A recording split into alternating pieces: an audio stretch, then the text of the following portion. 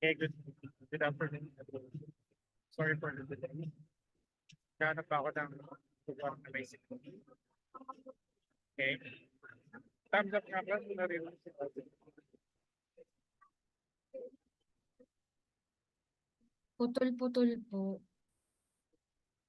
Okay. How about this one? Okay lang class na audio naman. Audio naman. Okay, so Micaela is our first presenter for the Miss Micaela. Where are you? Micaela. Sir, log ka po.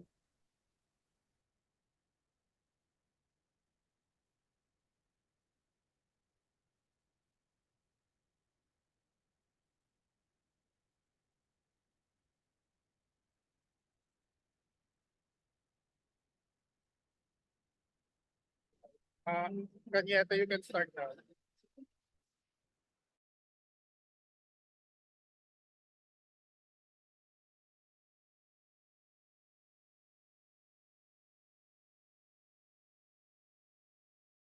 Okay po sir, mag-share screen na po ako.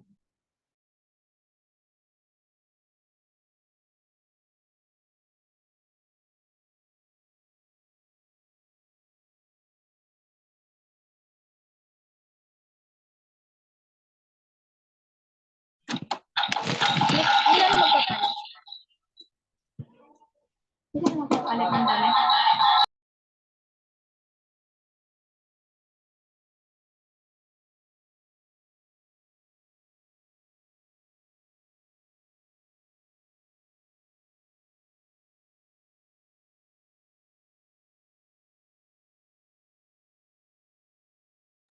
Hello po, kita niyo po?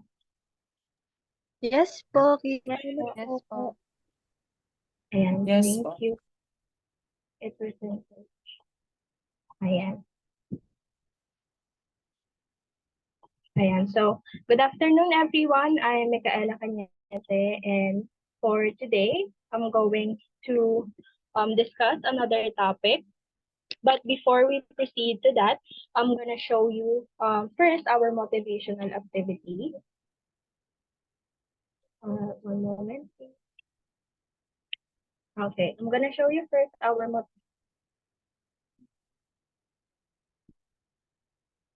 One moment. Okay, so I'm going to show you first our motivation for today. So this is called Guess the Word. So basically, magpapakita lang ako dito ng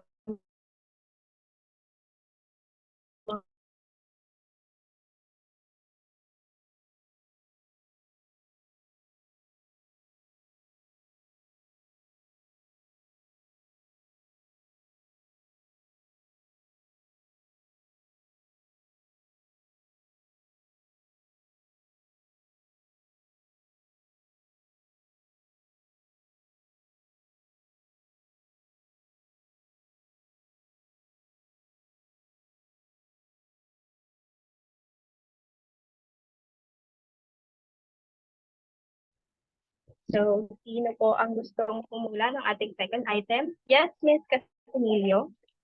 Crop. Crop, let's see if that is crop. Yes, definitely that is crop. So, for the third one, so sino po ang gustong humula ng ating third item? So, yes, Mr. Sebayan, rather. Sharpness. Sharpness, let's see sa mga word na present sa ating motivational activity. What do you think is our lesson for today? Anyone? Yes, Miss Jamil. Basic editing photo po. Okay, let's see. Yes, that is correct. So our lesson for today is basic photo editing. So again, I'm Micaela Cañete. I will be your first facilitator for this afternoon. So before we head on to our main topic, let's first define our learning outcome. So at the end of the lesson, students should be able to identify the basic photo editing, value the importance of basic photo editing, and third, apply basic photo editing skills. So to continue, can anyone read what is the meaning of photo editing? Yes, Ms. Valencia. Photo editing is the act of altering images or image enhancement. This process is usually done with digital photo editing software. Yes, thank you so much.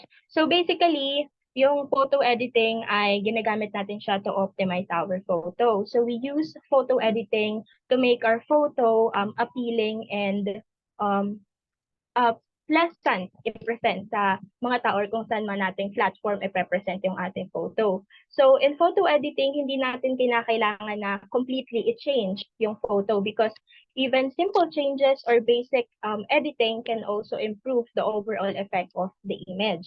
And marami tayong mga software na pwedeng gamitin na free online, katulad na lamang ng PixArt, Adobe Photoshop, Canva, and even on our phone, meron ding mga photo editing kapag ni-utilize natin yung mga gamit na yon.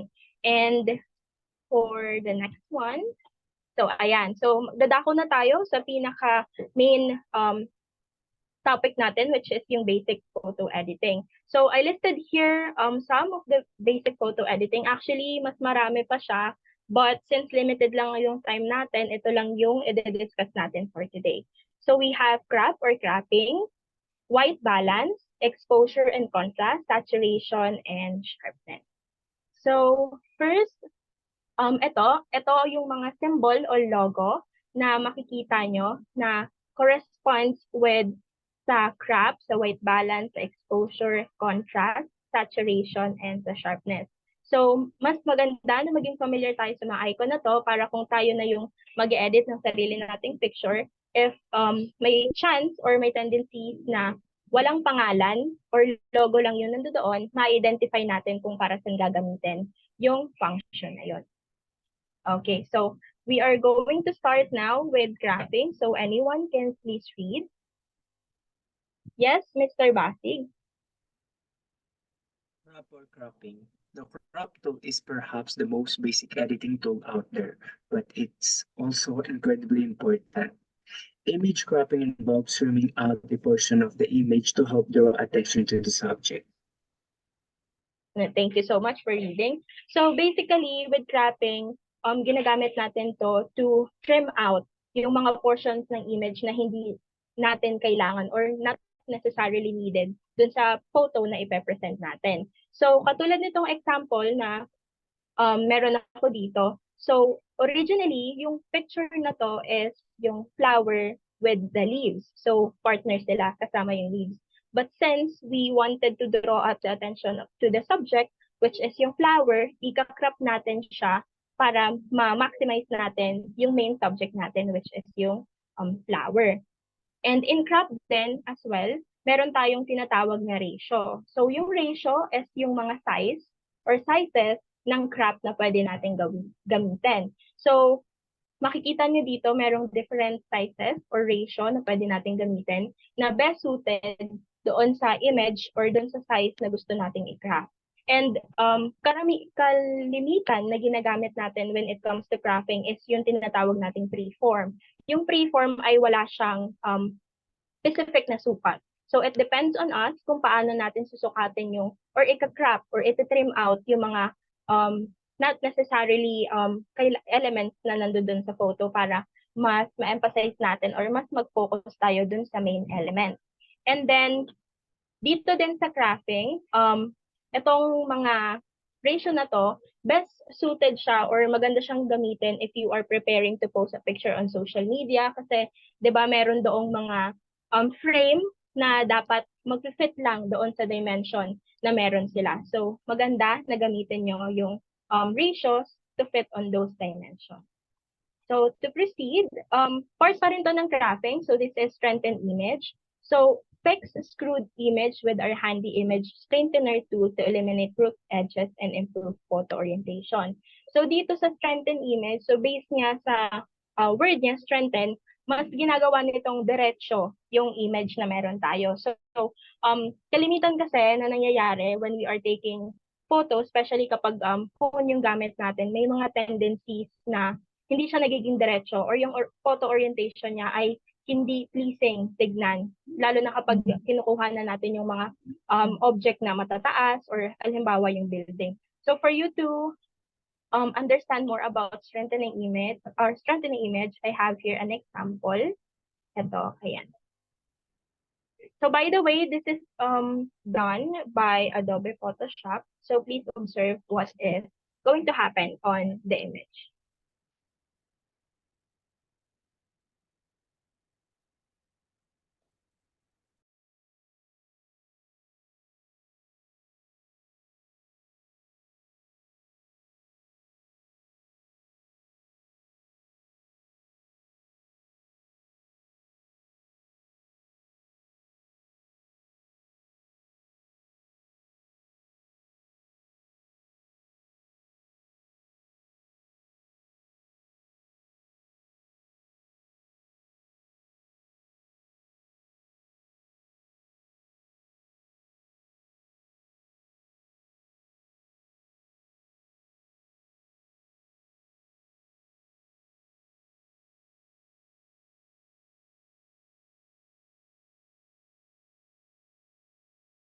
Okay, so a little bit information lang dito sa ating photo. So as you can see dun sa unang part ng ating photos ay slanted siya. Ayan. So yung orientation ng photo ay hindi siya pleasing tignan, di ba? So kung ipopost natin siya sa ating social media, parang hindi siya makakakuha ng ganun kadaming likes because of the orientation of the photos.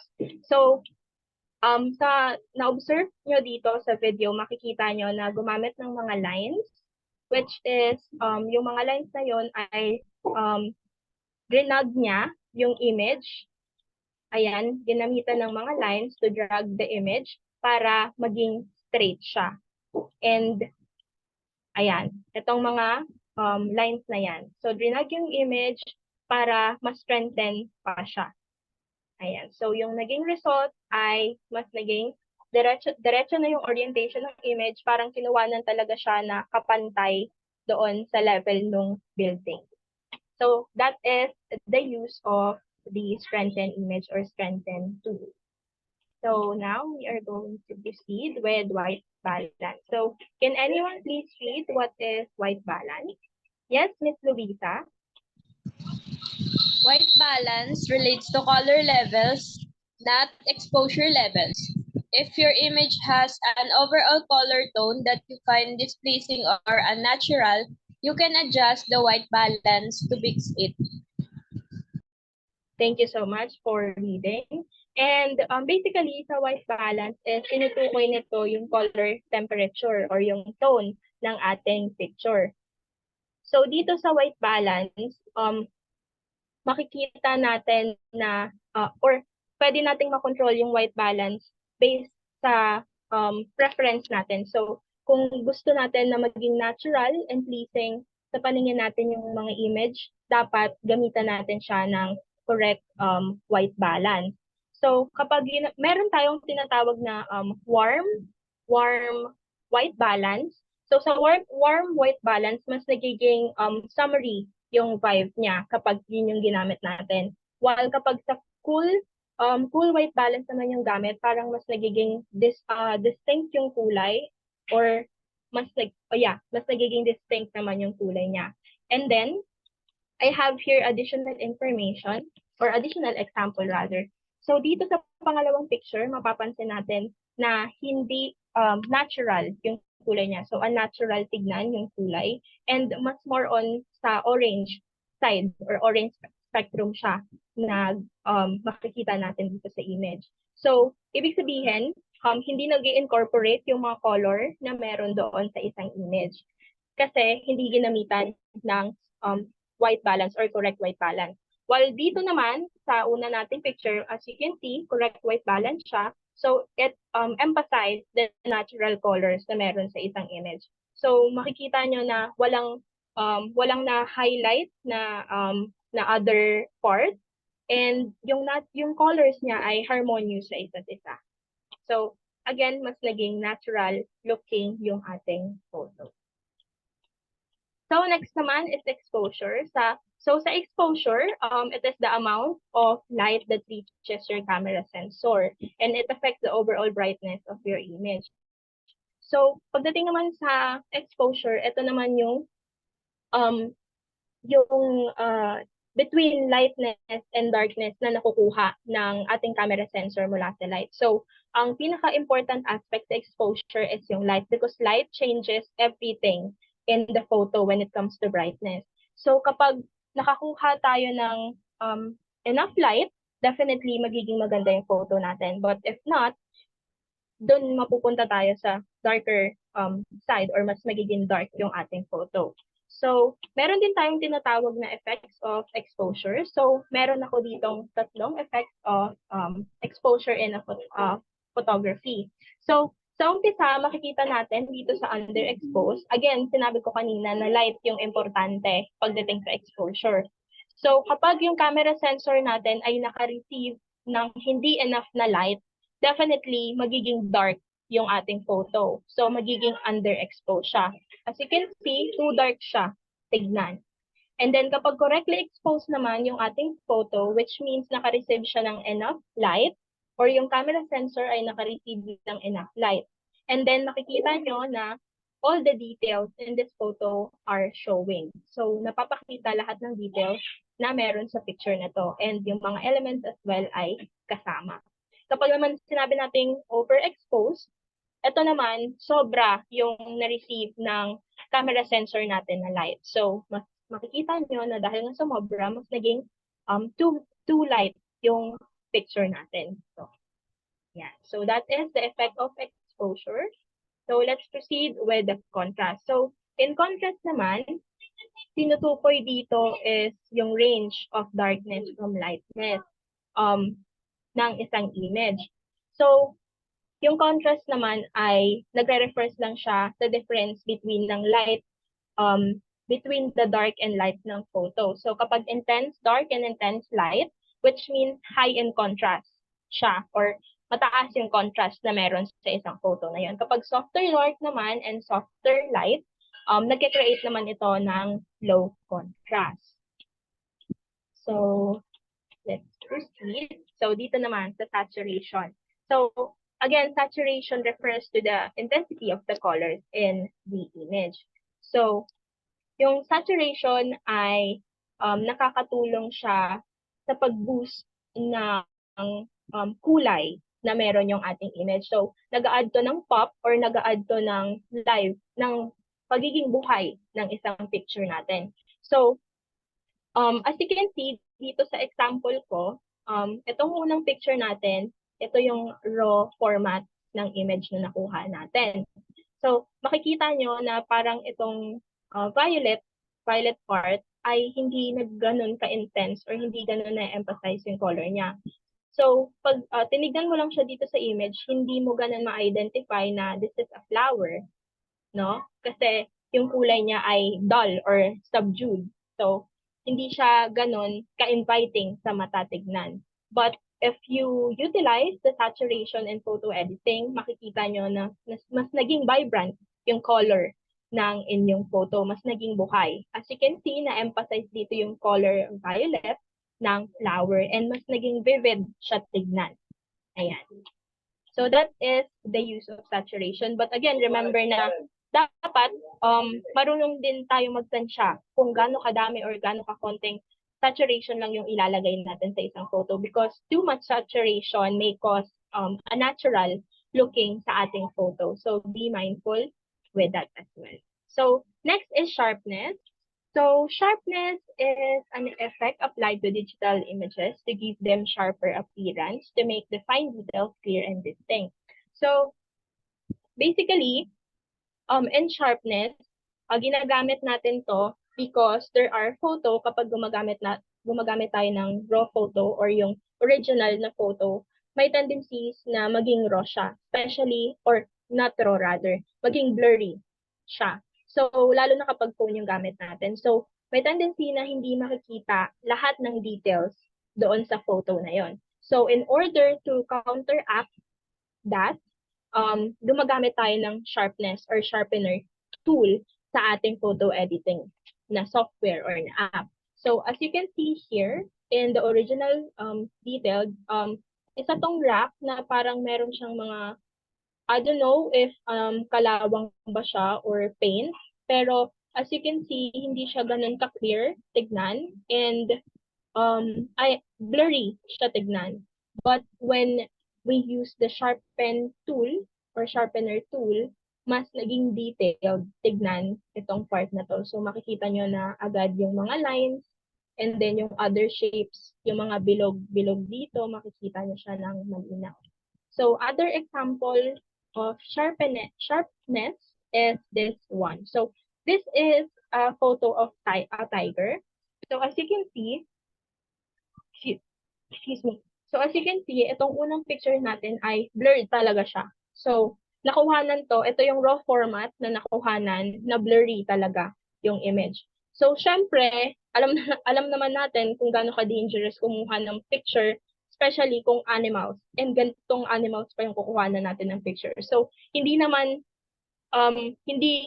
mo naman i-risk yung life mo to take another shot, 'di ba? Or kung kaya namang i-enhance using photo editing, syempre, doon tayo sa mas safer na paraan. So, makikita nyo na blurry talaga siya, but when we use the sharpness tool, eto, naging clear na ang lahat. So, makikita nyo na eto, mas naging detailed yung picture ng tiger. Makikita nyo na yung balahibo, yung kanyang dila, yung kanyang labi, yung pattern ng tiger, yung color niya, and then yung mata niya, mas malinaw natin yung ayan. So, let's see. Oh, so basically, that's it for my presentation. So, overall, my conclusion with this presentation is that in photo editing, we use it to maximize or utilize the photo that we have. So, gusto natin na yung photo na ipe-present natin, hindi lang sa mga kaibigan natin, hindi lang sa friends natin, but yung ipopost natin sa social media is appealing sa mga makakakita. So, ginagamit natin yung mga photo editing or basic photo editing tools na ito to make our photo beautiful. And again, may mga tao na hindi pa familiar sa ganito, and I know that with the use of technology, syempre meron na tayo ngayong mga applications na free and accessible online. So with the use of that, mas matutulungan sila or tayo mismo to enhance our photo utilizing those photo editing or basic photo editing. So dito din sa basic photo editing, mas mapapakita natin yung ating preference or yung ating ideas or yung ating style, because again, kapag nag-edit tayo ng photo, binibring out nito yung creativity sa atin and binibring out nito yung style na meron tayo.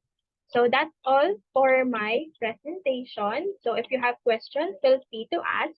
And for your assessment, so to test if you really understood what we discussed for today, which is basic photo editing, I prepare here a 5-item quiz. This is a true or false type of quiz, and I utilize a quizzes for this one. So you need to answer those items.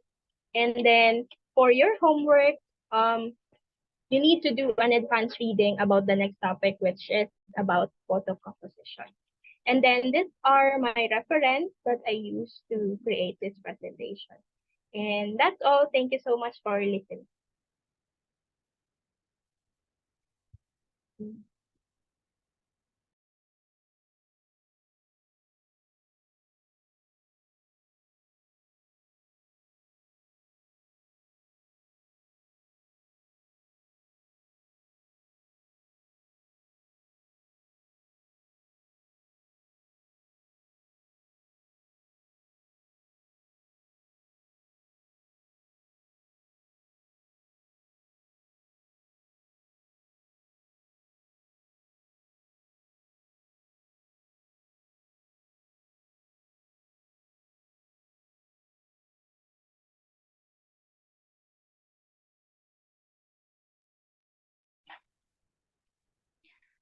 Hello po, rinig po. Naririnig po ako. Yes po. Okay, so good afternoon everyone. I am Ayla B. Carvajal. Today po, I'm going to present another topic. Okay, so but before we proceed in our topic, we will have first an activity called Two Truth and One Lie. Next po. Okay, so what are you going to do is to guess which is the lie among of the three. Is that clear po?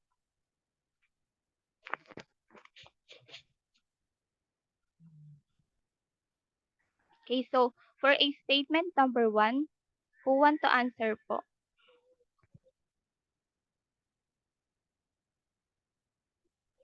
Yes, Miss De La Cruz.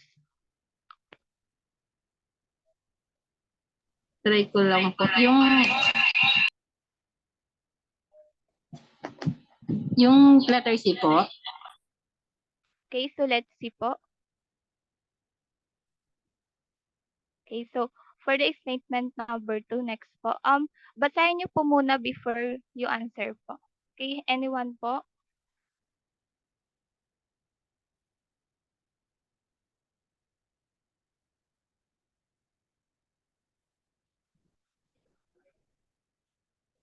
Who want to answer po?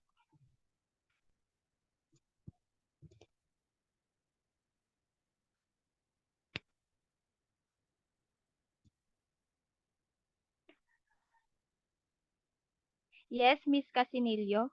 Letter C po. Okay, so let's see. Okay, correct po. For a statement number 3, anyone po?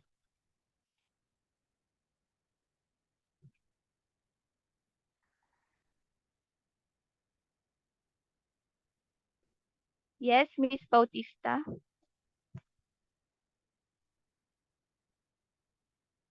Letter C po. Okay, so let's see po. Letter B po yung correct answer.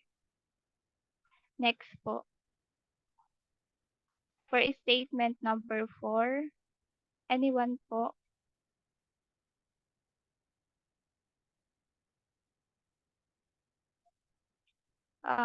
Yes, Mr. Marcelo. Letter A po. Okay, so let's see. Correct po. And lastly, for statement number 5,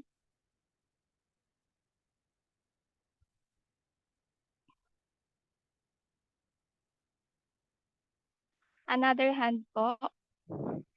Yes, Mr. Sibayan. See? Okay, so let's see. Okay, so based in our activity po, pabalik po. Okay. So based in our activity po, what do you think is our topic po?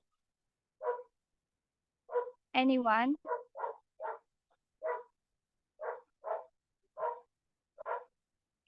Yes, Mr. Sibayan. Photo composition. Okay, yes, correct. About photo composition. Next po. Okay, but before that, let's define first our learning objective. Who want to read po? Yes, Miss Surima. So at the end of the lesson, the student should be able to identify and describe various photo composition techniques such as the rule of thirds, leading lines, and the use of symmetry, demonstrating their understanding of how these elements contribute to creating aesthetically pleasing images. Students will express appreciation and enthusiasm for the use of photo composition techniques. And last, demonstrating a positive attitude towards experimenting with different methods and elements to improve their photography skills. Okay, so photo composition. Who have an idea what is photo composition po?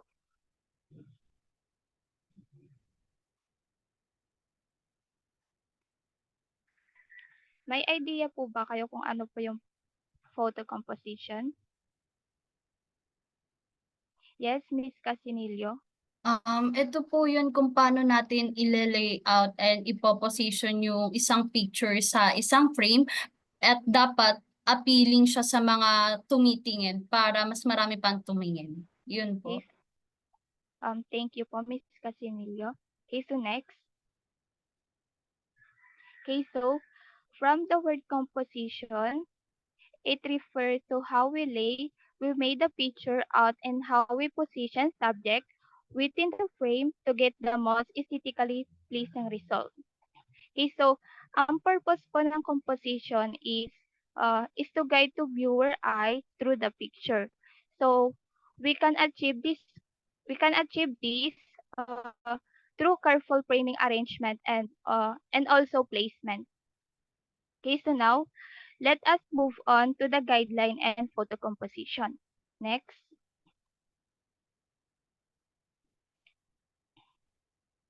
Who want to read po?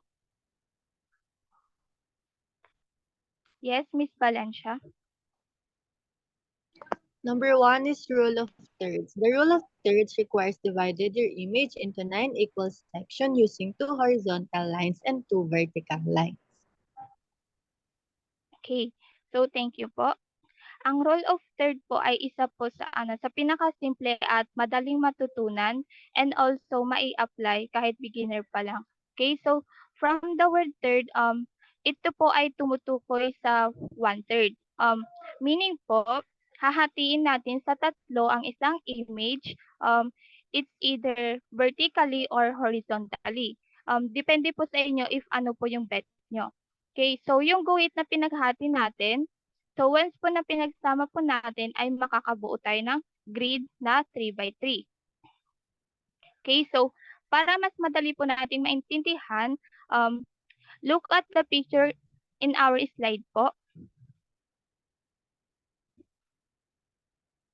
Okay, so this gives us a guide for placing focal point of our images.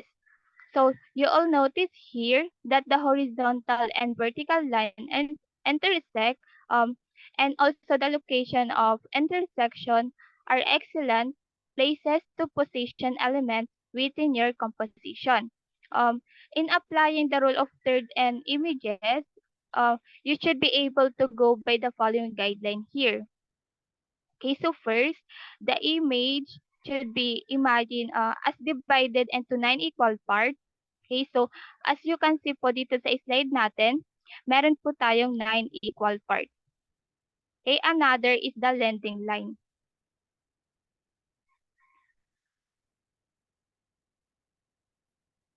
Who want to read po? Yes, Miss Tipalay. Leading lines. Leading lines are lines that guide the viewer's eye to the subject. From fence posts to winding roads, leading lines can be straight, curved, diagonal, or converging. These lines help keep our eye in the frame.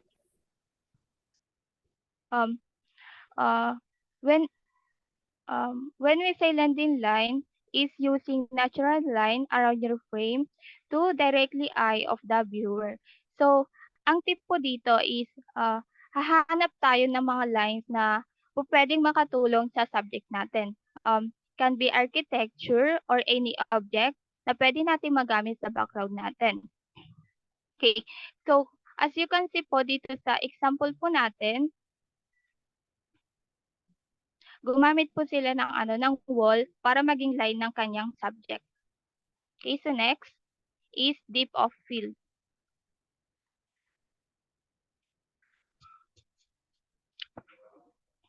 Next po. Okay, so depth of field refers to the range of distance in an image where objects appear acceptably sharp. Okay, so kung makikita nyo po dito, this is the example of depth of field. As you can see po dito sa picture na everything in the background is sharp and also nakapokus lang po talaga siya sa subject. Okay, so yung next po is swallow deep of field. Kung mapapansin nyo po dito sa swallow deep of field, yung background niya po is blurred compared po dun sa deep of field. But the subject is still focused, and this focus background ay isa pong way to grab the viewer eye and make sure that they look at the subject rather in the background. Next po.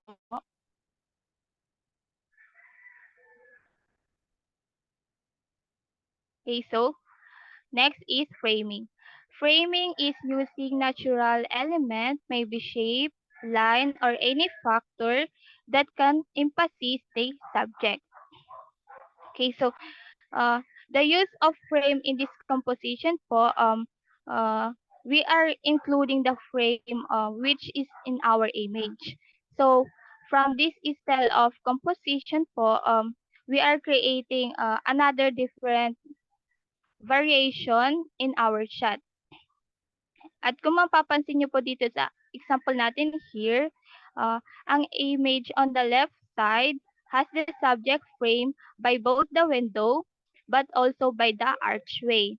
And the image in the right naman is show an open archway and framing the beautiful view. Okay, so next.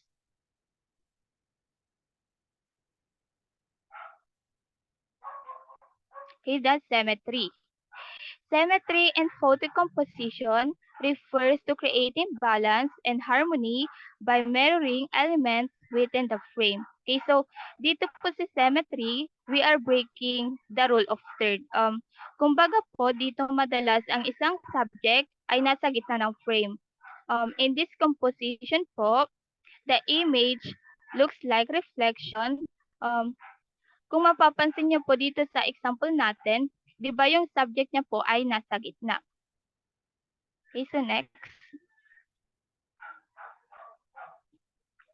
Next is the color. Color is important of photography when used creatively. It can help us to achieve some interesting compositional effect. Okay, so dito po sa composition na ito, pwede po tayong gumamit ng color to influence the mood and feel para po sa isang images. O kaya naman, to draw attention to particular element within it. Okay, so as you can see po dito this image in our slide, the color theory is used as a compositional technique. Next po. Next is balance. Balance refers to the distribution of visual elements within the frame to create harmony and stability. Okay, so there are two types of balance. The first one is the symmetrical balance. So the subject here is proportion equal. It's either horizontal or vertical. The second one is called asymmetrical balance. Meaning po, it's either vertical or horizontal. Kumbaga po, hindi balanse ang kanyang elements na nasa frame. Pero both po sila ay ginagamit to create compelling and aesthetically pleasing composition. Next po.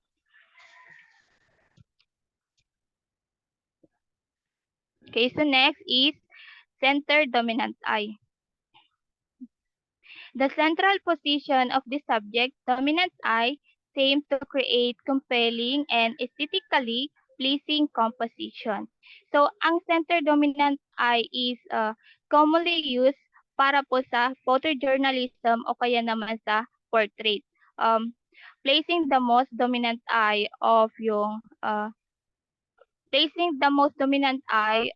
yung pinakamalapit na eye ng subject mo sa gitna. Para mag-focus sa emotion ng subject, tulad po na makikita nyo po dito po sa screen po natin. Okay, so next.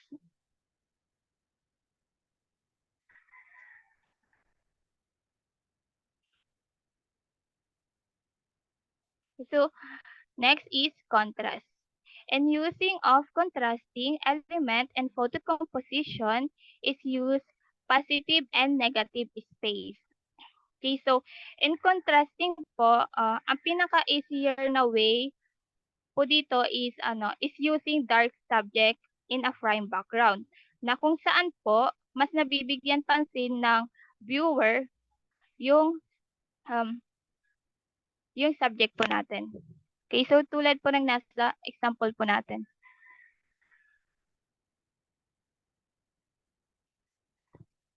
Okay, so do you have any question po regarding po sa topic natin? None po. Okay, so since you didn't have any question, now let's proceed to your assessment. Okay, so next po. Okay, so your assessment direction. Read each question carefully and choose the best answers to each one. Once finished, you can check each question to say why answer selected is correct or incorrect. Okay, so yung link po is isi-send ko na lang po sa GC po natin. Okay, so you may now start na po.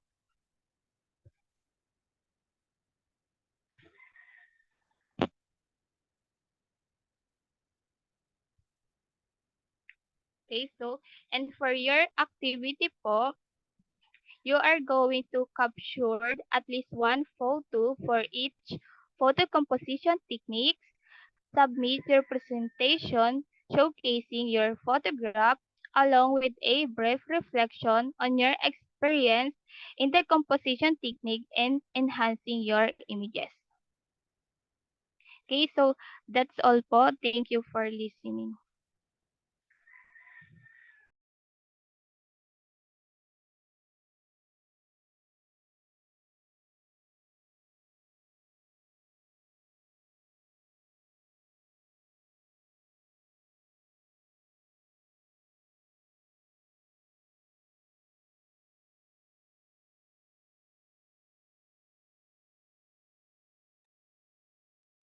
So, favor lang po, if ever magkaroon ng technical problem sa camera ko po, pakisabi na lang po. And am I audible? Yes, Yes. po. Yes. Okay, thank you. So, good morning, class. I am your course facilitator in our arts and daily living. So, before we start, we have the online class rules. So, first, raise your hand if you want to answer or ask a question. Second, always ensure your microphone is off. And if you have, unless you have to say or ask. And the third is be respectful. So as you can see, the word respectful was in bold. So you know what I meant for that. So now we have our energizer and it is called Look at Me. So the mechanics is student must look the font in a messy room. Student who able to find it will receive an award that would be given on our face-to-face class. So for the third is all you have to do is to raise your hand. Did you understand? Kindly heart react so I can see if you really understand. Kindly heart react. Did you understand? Okay. So now take a look the messy room and what font did you see? Okay, yes, Miss Bajon? Comic Sans. And doon sa may parang bus na red. Okay, correct. So, did you know that there's a trivia and facts about that? The creator of Comic Sans was Vincent Conard. He created this in 1995. And did you know that this font was the most hated font? And did you know that how ironic is that the creator, which is Vincent Conard, also hate this font. It says that Comic Sans became hated because had been surveyed and according to research. So next, what font did you see? Okay, let's call on Sablaon. Helvetica po. Dun sa may... Okay, very good. So Helvetica, there's another trivia about that, which can help a person who has dyslexia. In Helvetica, it is really helpful to dyslexia person because it is not rounded like an Arial and it is not serif like a Times New Roman. And yung mga dyslexia person, di ba may ginagamit silang instrument para makabasa sila? And once na yung binabasa nila, ang gamit is Helvetica, mas madali nilang nababasa yon. So, I know that you really gain a lot of trivia, but there's another trivia as well. So let's call on Miss Rojas, Mr. Rojas. Hello, narinig po. Yes po. Yung yung TFR times Okay. Roman. Correct. So TNR was known as the Times New Roman. Did you know, class, you can use the Times New Roman if you have to memorize something important messages or exam because Times New Roman is straightforward. Straightforward rather. Straightforward means pwede siyang maging bold, italics, and headings. I know that other fonts can do that as well. However, Times New Roman is straightforward. And makikita nyo, class, sa Times New Roman, iba't iba yung spacing, hindi siya dikit-dikit, and hindi rin siya hiwa-hiwalay. So, class, you can use that Times New Roman if you have to memorize something. For the last one, what's the other one? Okay, let's call on Miss Cañete. Yung yellow po, Calibri. Okay, Calibri. So in Calibri, class, did you know that before the Calibri become the default font in Microsoft Word, it was in Times New Roman. But as you can see, from now on, when you are opening the Times New Roman, rather Microsoft Word, the default font there was a Calibri. So for the last one, what's the thing you can see? Okay, yes, Miss Faustino. Fonts po, sa tabi ng cactus. Okay, the fonts. So, did you know, class, according to facts.net, we already have over 200,000 fonts. It because we are now in digital era. And because of digital era, we can innovate and produce different types of fonts. So, class, what do you think our discussion is all about? What do you think, class? Okay, let's call on Miss Erica. Typography po. Okay, let's see. So yes, correct. So our topic for today is typography. Again, I am Miss Casinillo, your course facilitator. So before we start, I'm hoping that you will able to listen and understand what I will show to you. So the objectives, kindly read the objectives. Yes, Mr. Gamay. Objectives. Explain the purpose of typography in design and communication. Appreciate the significant impact of typography on user experience and brand equity. Manipulate the typography settings effectively using designs and software. Okay, thank you for that. Now we have our report outline, which are definition and brief history of typography, important terms of typography, elements of typography, and for the last is right typeface. So now we are in definition. Who can read the definition of typography? Yes, Miss Sorima. Typography, the word typography comes from the Greek words typos, meaning form, and graphos, meaning writing.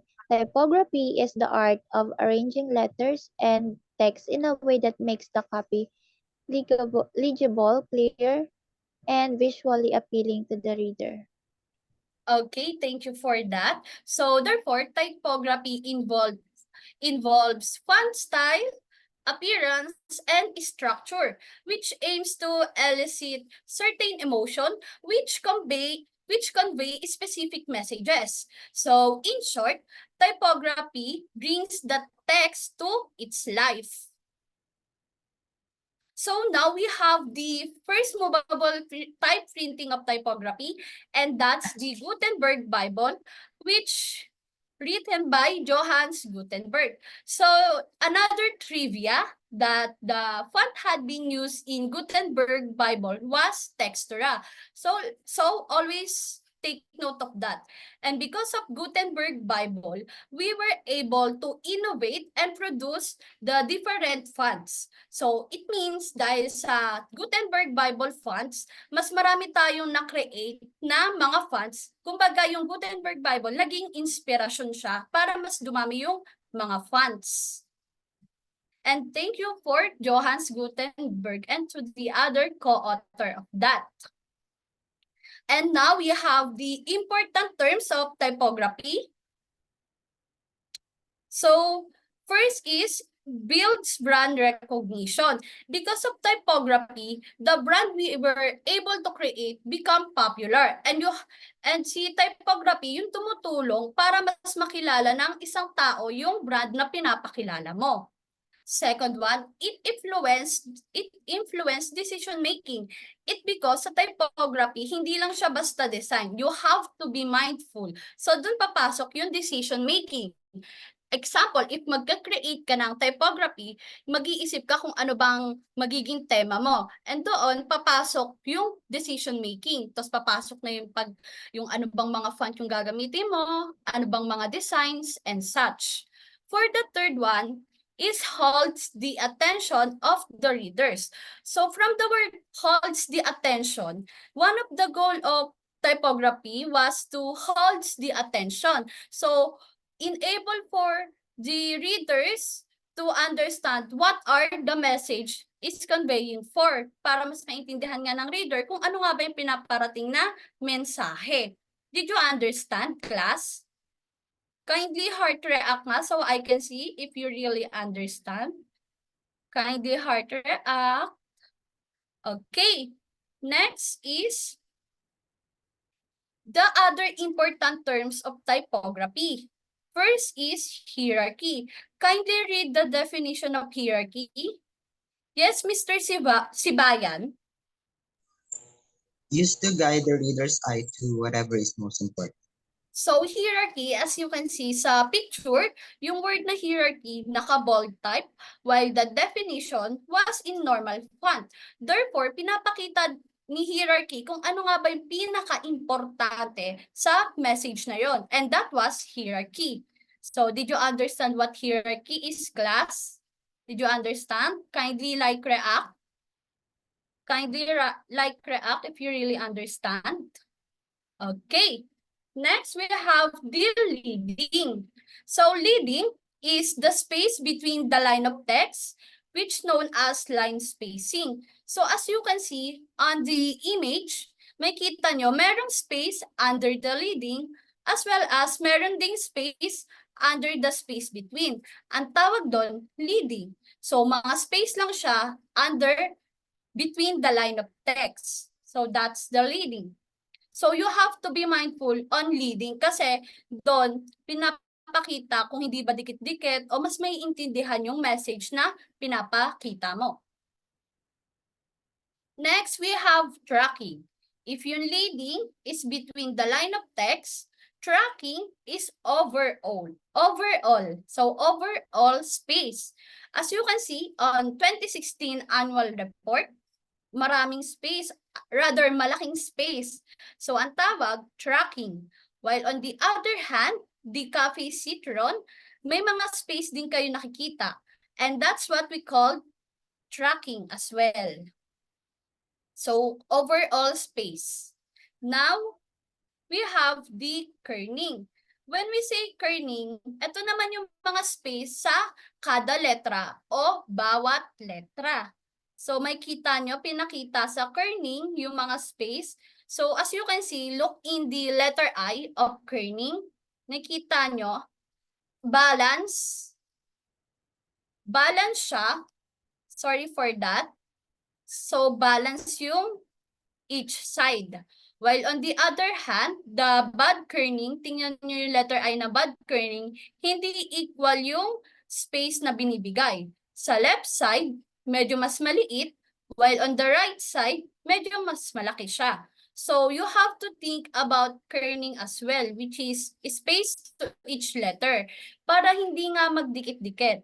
Kasi pag dikit-dikit yung mga letter, hindi na maiintindihan ng readers yung message na pinapabasa mo. And we know that the goal of typography is to caught the attention and to convey to readers what the message is. Did you understand, class? Kindly heart react nga. So if you really understand what kerning. Okay. So since we are done now in the important terms of typography, let's now dig in on the elements. Kung may important terms, meron din tayong mga elements ng typography, which is yung mga nilalaman. So typefaces and fonts. When we say typefaces, ito yung style ng font, while yung fonts yung variation. Example, si serif. Ang tawag kay serif, typefaces. While sa fonts is, while sa sans serif rather is the fonts. So kumbaga, si typefaces yung mother, si fonts yung mga anak. Did you understand or you want to give another example? Okay, I would give example na lang. So another one is si Arial. You know Arial, right? So si Arial is a typefaces, while the fonts is the Arial Black, Arial Narrowhead, and such. Did you get that? Kindly heart react so I can see if you really understand the differences of two. Okay. So now we have the contrast. So in contrast, kindly read the definition of contrast. Yes. Yes, Miss Sablaon. Contrast in type. It helps to convey which ideas or message you want to emphasize to your readers. So sa contrast, it was said that to emphasize the message you want to read by the readers. So meron tayong iba't ibang klase ng way para i-emphasize yung message, which nakikita nyo sa picture, merong 3. The first one, yung title, naka-bold type, while the second one, naka-colored, which is colored red. While for the third part, naka-uppercase letter. And that's are the 3 ways we can use to emphasize the message to your readers. So next we have the consistency. So from the word itself, consistent. So in typography, you have to be consistent, enable to readers to understand the message you are conveying for. So tingin tayo sa inconsistency. So sa first font, nasa normal font siya, maayos, pero pagdating sa second font, naging cursive siya. While sa third part, naging same siya ng font sa una, pero different size. While sa consistent, same font, same size, and same spacing. So the takeaways for consistency, you have to be consistent. Kasi pag iba-ibang font and spacing na yung ginamit mo, masakit na sa mata. And alam nga natin na ang goal ni typography is to caught the attention and to give the readers the important message. Next, we have the alignment. So the other elements is alignment. So isa siya sa mahalaga. So as you can see, sa past presentation ko, kita nyo, gitnang-gitna siya, right? So you have to be mindful on alignment of the message and images para mas madali siyang basahin ni readers. Kasi kung iba-iba yung location ng image tsaka text, hindi na maiintindihan ni readers kung ano nga ba yung message. And also, magkakamali pa siya. Imbis na yun yung definition na maintindihan niya, ibang definition yung nakuha niya. So you have to be mindful on alignment. So now we have color. I know if katulad ko kayo, class, na hindi magaling sa combination of color, we have color wheel, which help us to combine the colors. And as you can see, etong binigay na color is warm. So you have to be mindful on color as well. Why do you think color is part in the elements of typography class? Bakit kailangan ng color sa typography? Yes, Miss Valencia. For me kasi, sometimes yung kulay nakakaapekto siya sa kung paano mo mababasa yung text. Like for example, yung kulay ng ng background mo is white. Hindi pwedeng yung color ng text is white din kasi syempre hindi makikita yung text. Also, kailangan yung combination din ng color is compatible kasi merong iba na masakit na siya sa mata kasi sobrang liwanag or hindi siya nagko-compatible, ganun. Thank you. Yes, that's right. According to Miss Valencia, you have to be mindful as well. Kung yung background mo is dark, then you have to use the light color and vice versa. So now, again, we have the hierarchy in elements. So what like I've said is guiding the reader's eye on whatever the most important. So nakikita nyo nga sa image, yung word na hierarchy is in bold type, while the definition is in normal font. Next, we have the right typeface. So dito, tuturuan na kayo kung paano nga ba, magiging tips kung paano nga ba gumawa ng typography. So first, you have to think about personality. Therefore, if you want to produce a typography, you have to use, you have to think kung anong klaseng tema or website or product ba yung gagawin mo. Like, example, you want to create an infographics about COVID-19. So it has to be serious. So kailangan seryoso 'yon. So next, reflect on tone. Since kailangan yung tema mo, magre-reflect siya sa font na gagamitin mo. Kailangan tugma sila. Tulad ng example ko, infographics about COVID-19. So you have to use the formal font. So what are the example of formal font class? Yung mga formal na font, anong example nyo class? Let's call on Miss Badjon. Can you give me some example of formal font?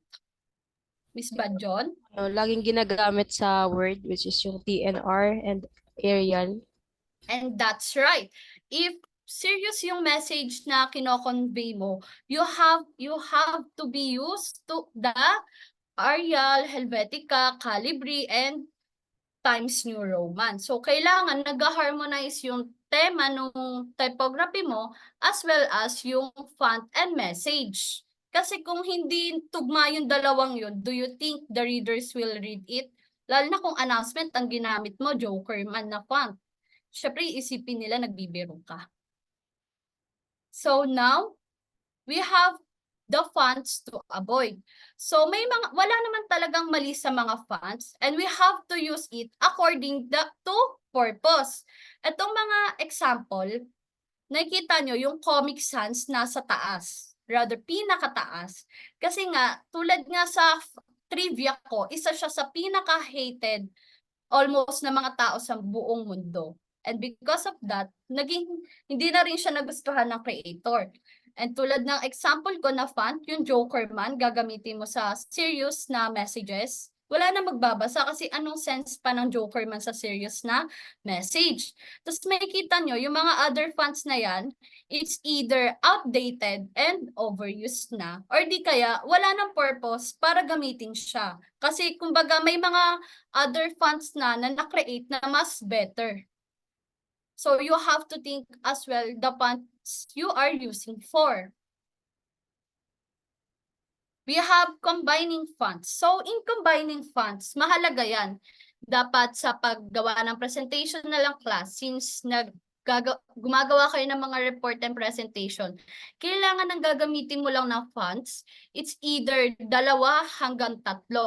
Pero according to facts.net, dalawang font is much better. Example, yung nasa images, the old-fashioned short cake.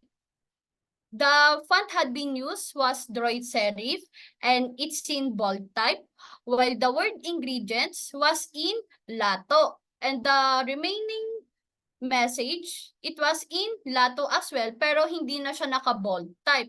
So nakikita nyo, dalawang font lang yung ginamit. So you have to be mindful on combining fonts. If hindi kayo magaling sa pag-combine ng fonts, ang piliin nyo na lang na mga fonts yung mukhang magkakamukha. Ay may magkakamukha silang font pero magkaiba sila.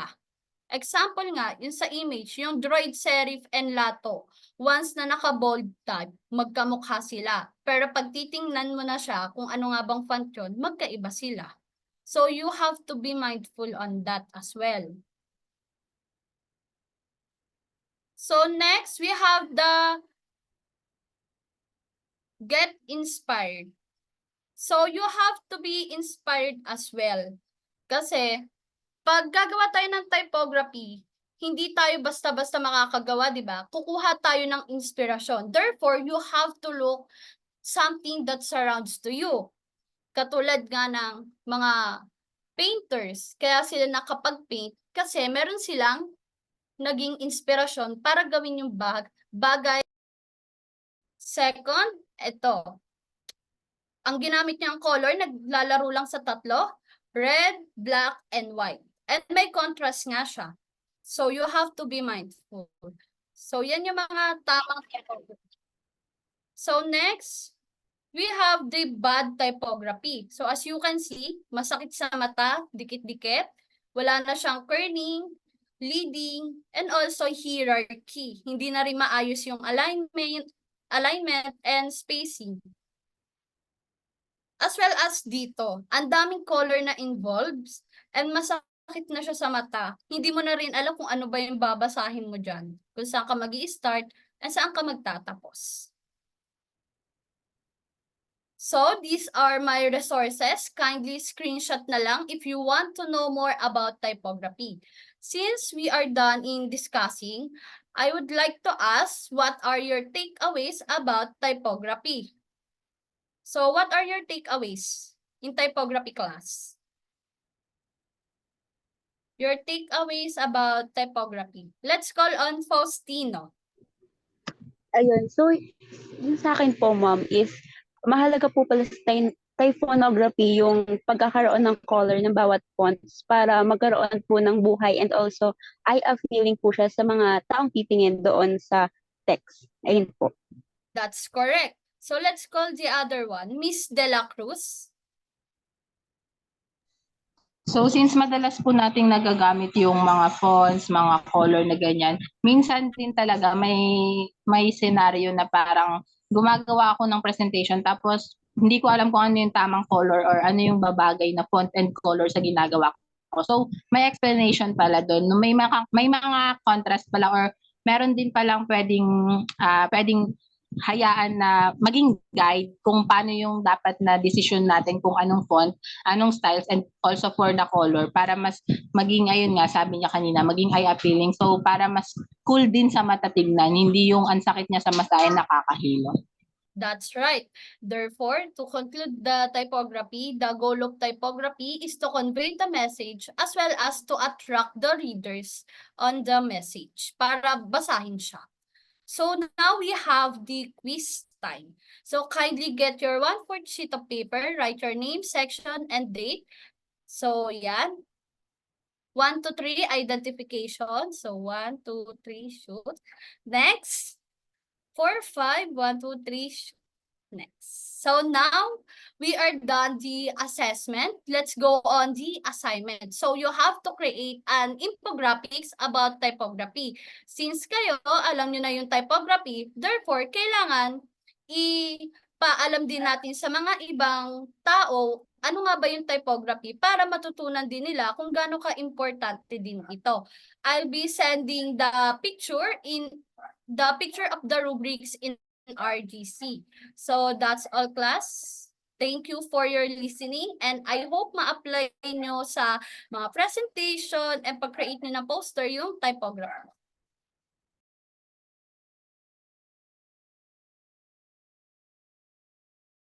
Thank you po.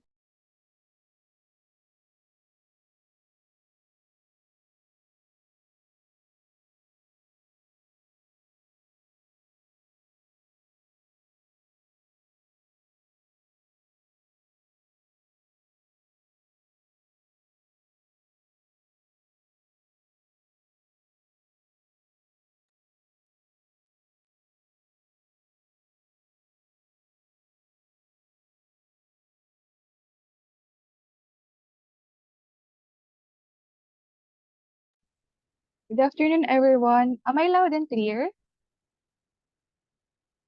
Yes po. All right, thank you.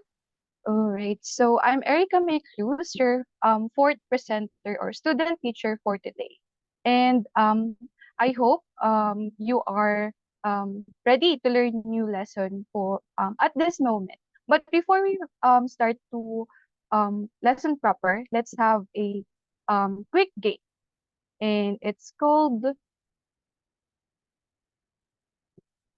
What Am I Promoting? Okay. And the mechanics of this game is very simple. You just have to raise your hand if you want to answer. Then once I called you, you have to pick a number. And then on the number, you there is advertising material on it. And you have to guess the product or service or event being promoted. And then once you get the correct answer, syempre may corresponding prizes kayo. And by the way, the prize will be given to you on our next face-to-face class. All right? So let's now start. Who wants to go first? Yes, Oretta? Man, pick a number. Eman. Ako po, ano? Yes. Number 3 po. Number 3. Okay, let's see. Okay. So what do you think? The product. Napaka, ano niya, familiar. Somehow hindi ko maano. Is this 7-Up po or Sprite? Okay, let's see. Oh, tama, 7-Up. 7-Up. Galing. Nabuto mo pa yan. Opo. Okay, next.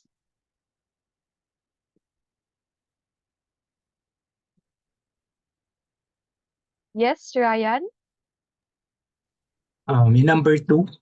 Number 2. Okay.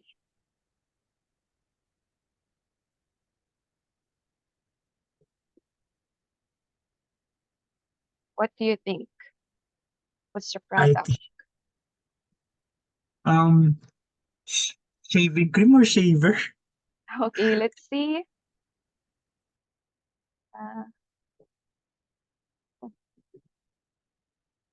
Oh, it's a razor. Gillette razor. Thank you. Next. Yes, Jamil? Number 2 po. Number 2? It was already selected 5 na lang po. 5. What's your guess? Wig? Anything. Anything. Okay, let's see if that is wig. No, it's hair dryer. No. Okay. Last. Just last one. Yes, Jofer? Number 4 po. Number 4. Let's see. What's your guess? Ano yun? Anything. Walnut? Walnut. Almond? Okay, let's see if that's walnut. Medyo malapit, but it's peanut. Thank you so much for your participation, guys. Lang. All right. So let us now proceed to our lesson proper.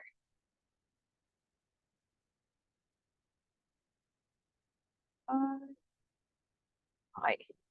So our lesson for at this moment is advertising design. And again, I'm Erica May Cruz, your student teacher uh for for today, one of your student teacher for today.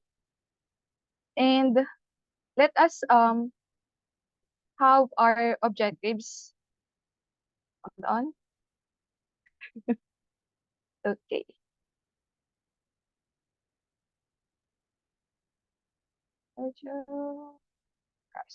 So who wants to read our objectives? Yes, Christine? So our objective is to evaluate the main types of advertising design, value the importance of using advertising design in promoting a business, create a self-made advertising design using the process and software applications presented. Thank you so much for reading, Miss Christine. So let us define first what is advertising design. So again, can somebody read the definition of advertising design? Yes, Joshua? Advertising design. Advertising design is the creation of visually appealing content to promote products or services. It merges artistic elements with marketing strategies to capture audience attention and drive sales. All right, wonderful. So basically, advertising design is about making eye-catching images and messages to sell stuff. It's like a mix of art and marketing and using colors, pictures, and words to grab people's attention and also to persuade them to buy your product or the service. So, ang advertising design is solely created para mag-promote ng products or event or brand. And don't be confused, guys. Advertising design is different from graphic design. Though advertising design is under graphic design, right? And in the history of advertising, did you know that the first ever written ad was found in the ruins of Thebes in Egypt? It was a papyrus created in 3000 BC by a slaveholder trying to find a runaway slave while also promoting their weaving shop. Yun. So ang galing, no? Simula pa pala nung unang panahon, meron ng concept of advertising. So with having said that, let us proceed to the evolution of advertising design. Okay, so let us begin to the first one, the beginning, traditional advertising or the foundation. It occurs between 1700s to 1900s. In the pre-digital age, wherein outdoor and print ads were the only ways to for companies to communicate with their customers, advertisers relied heavily on combining different fonts and different font sizes to draw the reader's attention and highlights the most important points. So, such as this one, or you can see a newspaper na meron siyang area na may mga malalaking font at iba-iba. Dito na rin po pasok yung topic that was presented by Ms. Casimilio, which is the typography. So typography really matters in this era. So the next one is the golden age of advertising. The period,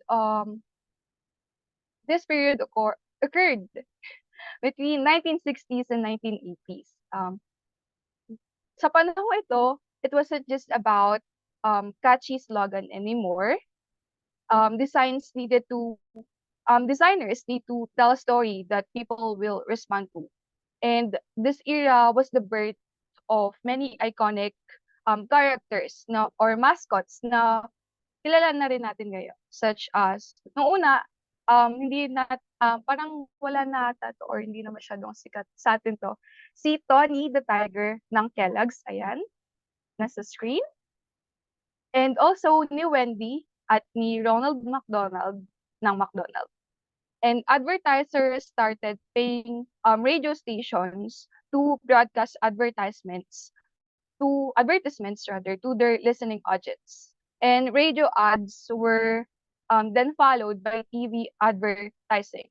And do you know, guys, that the first ever TV TV commercial was played in 1941, and the brand was watching brand, which is Buluva, and it was played in New York, and 4,000 people in New York were able to watch this TV commercial. So let us proceed to the next evolution, which is the digital revolution or the paradigm shift. So this is where internet was a game changer in several areas of our life. So dito na-invento yung internet, and including advertising, na-invento na yung pag-advertise ng products using internet. And it unlocked new avenues for brands to connect with their target audiences. And the first display ad appeared as early as 1994 as a small banner ad. So ito, katulad niya na nasa screen, yan, banner ads and pop-ups. So the next one is social media. Ito na yun, modern days. So engagement and interaction, the true transformation of advertising came with the rise of social media platforms such as Facebook, Twitter, Instagram, and X, na dating Twitter, and also LinkedIn. It transformed the mere communication tools into bustling marketplaces of ideas and products. So people may ask, how can we create, or how do we create design or advertising design? So I have listed here the steps in creating advertising design. So the first one that I have here is you have to set up main objective first. So kahit naman anong ginagawa natin, 'di ba? Kailangan natin magkaroon ng motives or objectives to start a project. So ito na nga yan. What is the purpose of your advertising campaign, and what are your main objectives? These are the questions that you need to assess or analyze and answer honestly for you to be able to start your advertising design. The second step is to conduct a market research. So market research, it involves studying the current trends in your industry and the preferences of your customers. Once you already created an objective with your advertising design, ngayon naman pag-aaralan mo yung market. Syempre hindi ka papasok sa isang gera na hindi mo alam kung sino magiging kalaban mo. So you have to learn and study your competitors and also your prospects. The third step is to create a budget and timeline. So in this one, you have to maximize your return on investment, yun, ROI. It's important to establish a budget for your advertising and allocate your resources accordingly. Syempre, kailangan natin ma-maximize lahat ng resources natin. Especially, mahal medyo may pagka-pricey and matrabaho ang paggawa ng advertising design. So the fourth step is choose a platform. Based on your demographic research, on the research that you conducted in the second step, you will be able to narrow your search to some specific channels of media distribution suitable for your campaign. the next important step in the ads design guide is to select the best platform for the ad. So later on, I will discuss the different types of advertising design. So we will further discuss it later. And the fifth step is to select an advertising appeal. So an advertising appeal is the core emotion that is triggered by an ad. There are different kinds of advertising appeal used by brands, and some of those popular advertising appeals are social appeal, humor, rational, emotional, cultural, and romantic appeal. Katulad nung ginagawa ng Jollibee, di ba parang every year, naglalabas sila ng ad wherein they're telling a story or romantic type of genre ng commercial. So, yun. And then the sixth step is to craft a compelling message. So, done. Makita screen ko. Okay. Yun. So, again, compelling message. Your message is single-handedly the most important part of the entire ad campaign. Yun nga tulad na sabi ko, every year naglalabas yung Jollibee ng ad. Wherein it is romance genre na ad. Tapos gumagawa sila ng story. Minsan pa nga, real life story to. Para magkaroon ng connection between the brand or the product and the prospects or the consumers. So the seventh step is to design striking visuals. So ad visuals can shoulder the entire ad if done well or properly. That's why it's important to spend enough time creating eye-catchy visuals for your ad. And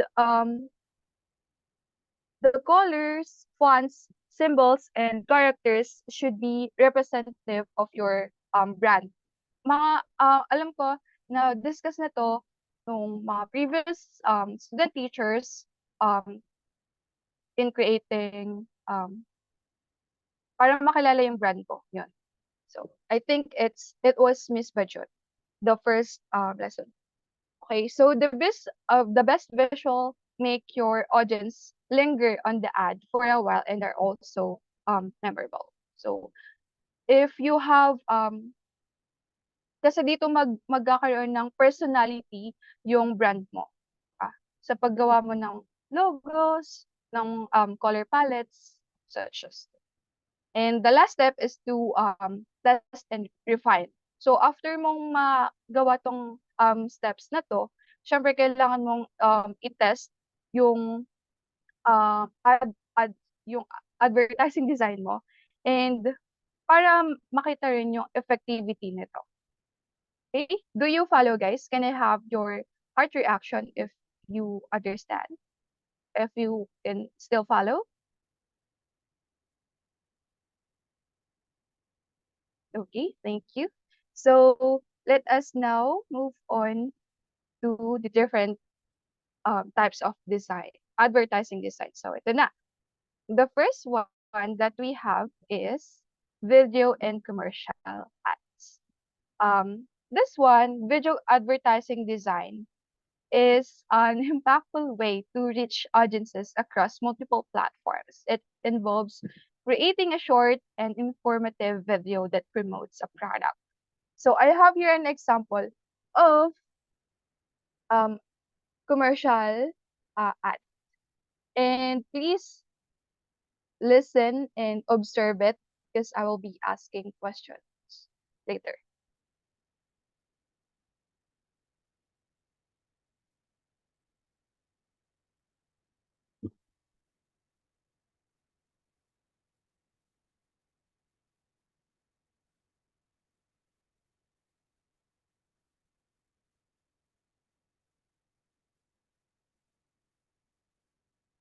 Oh, by the way, guys, can you hear it? Walang Di sound. po. Walang sound. Okay, good. Sorry for that. Hold on.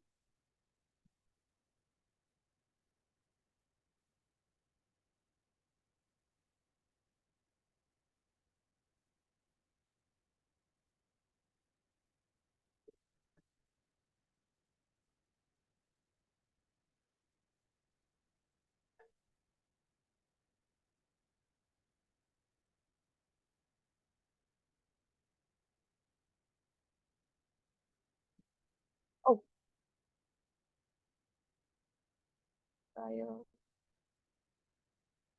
Here. Okay. Please tell me if you can already hear the video. The following is a paid message. Dinig na? Yes po. Yes po. Okay, thank you. For a chip so iconic, we don't need to name it. Cause this is an ad with no logos, no jingles, no gimmicks. Just those red and blue bags with the stuff you love in it. 3 sides to this story. It's the corner store crunch that had you trade your buddies for it if they packed a pack at lunch. No logo, but our name stays on the tip of your tongue when you're shaking for crumbs once that bag is done. Man, you know the brand. Felt the dust, asked for one, doubled up, hit the shelf and called dibs on that last bit. This is that sweet, cheesy, salty, spicy, crispy, crunchy, flavor-packed bodega snack that rhymes with, I need those. The chip that changed the game in bag greatness. You can taste it. But an ad with no logo? That's another level. Alright. Naintindihan nyo naman guys yung advertisement ba? Advertisement rather. Okay, so I have a question here. So, can you name the product from the ad? Can you guess what product that the video is trying to promote? Anyone? Yes, Andrea? Doritos, yung chips po. Yes, Doritos, that's correct. And this advertisement was called Another Level, wherein Dorito created a creative ad na hindi nila kailangan ng i-drop yung logo nila or yung name ng product nila. Diba? Ang creative lang na using color palettes and yung mga shapes, makikilala mo na agad yung ad or the product. So let us proceed to the next type, which is the display ads. So this one, ito yung mga nakikita natin sa website na parang may ano siya, may call to action na feature na kapag click mo siya, mapupunta ka dun sa product or service na ina-advertise. Yun. I know you are already familiar with this. So, papasadan lang natin siya. So, next one is the social media ads. So, ito na yung pinakasikat na advertisement ngayon. So, using social media platforms such as TikTok, Twitter, or X, Instagram to share or to spread your product no, sa buong mundo. So, ito na yung parang madali at pinaka effective na pag-advertise. So, next is direct mail ad. So, ito yung mga brochures, newsletters, postcards na sinesend sa atin. Pero wala naman tayo yung mga mail. Some of us, kung may kaya kayo sa buhay, meron kayong mga mails, di ba? Yung mga hulugan sa labas ng bahay nyo or sa gate. May mga hulugan ng mga letters or mails. So this is one of the types of advertising design. Next is outdoor ads. Sino nang nakakita ng billboard, digital billboard sa BGC? Sino nakadalaw? Or alam ko meron sa inyo. Okay, yun. Okay, thank you.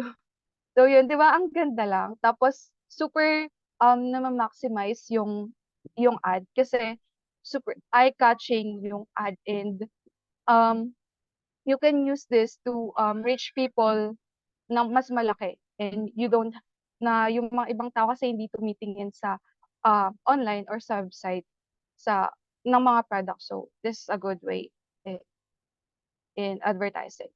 Next is email marketing. So it involves sending promotional or informational content line to the target market, engaging customers and driving sales by using email. So kapag open natin yung Gmail natin, makikita natin may mga promotions doon. Once na inopen natin yung isa doon sa mga promotions na yan, ito yung makikita natin. For example, this one. Ang kadalasan kong nakikitang promotion sa akin is sa Canva, sa LinkedIn as well. So, yan. Event advertising, it implies promoting a brand, product, or services by holding, participating in, or attending events. So, I have here an example, which is the Oktoberfest, no? Ng San Miguel Corporation. Yearly siya ginaganap. Other example is our UP Fair and yung Circus Music Festival and other concerts. Okay. Next is lag.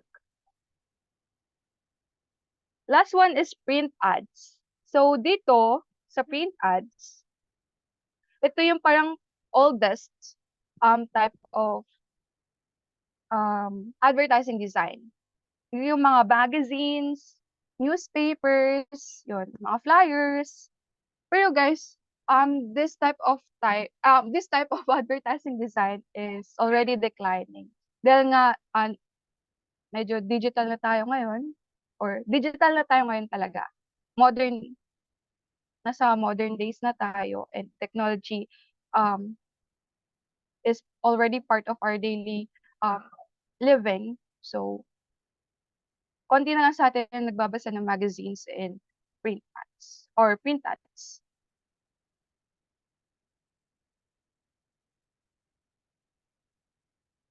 Okay.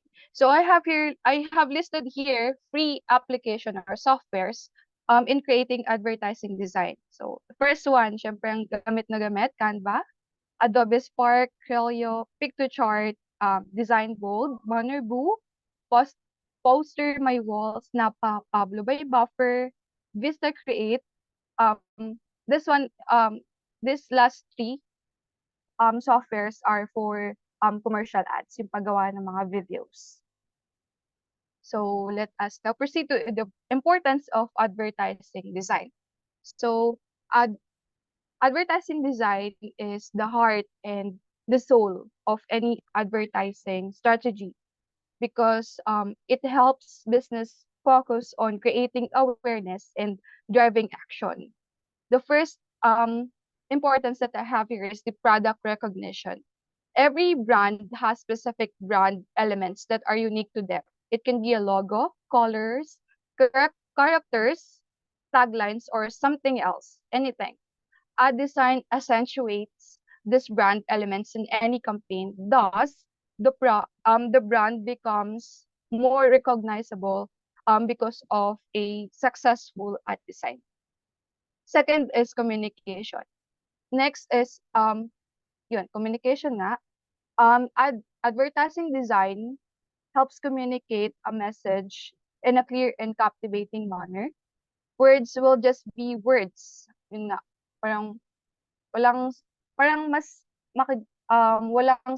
hindi magiging eye-catching or hindi natin agad-agad makikita yung isang ad if purely word lang siya. So, we have to strategically create advertising design so that we can deliver message to our customers. Next is differentiation. Everyone wants to attract, syempre, ng same set of consumers. So, di ba, minsan nag-agaw-agawan pa nga ng consumers. So, you have to stand out from your competitors.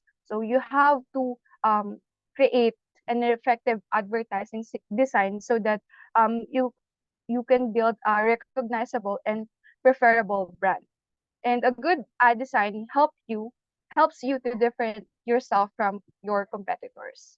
And the last one is visibility. Ad design makes your brand more visible and potential customers rather.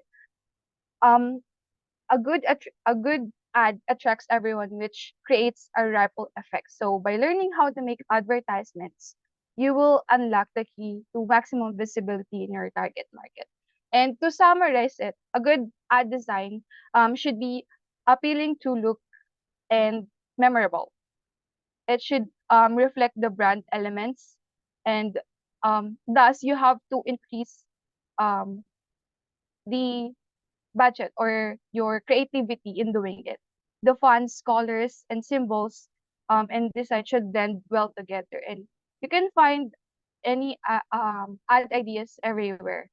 Um, Although sinabi ko kanina na medyo complex ng paggawa ng ad design, you can have any or you can get ideas everywhere. Yun. So for our assessment, kindly get 1/4 sheet of paper and answer this one. You just have to write true or false if the statement is correct. True for if the statement is correct, or false if the statement is wrong. Okay? So, all right. So that ends my discussion for today. And thank you for listening. I hope you enjoy learning and learn something.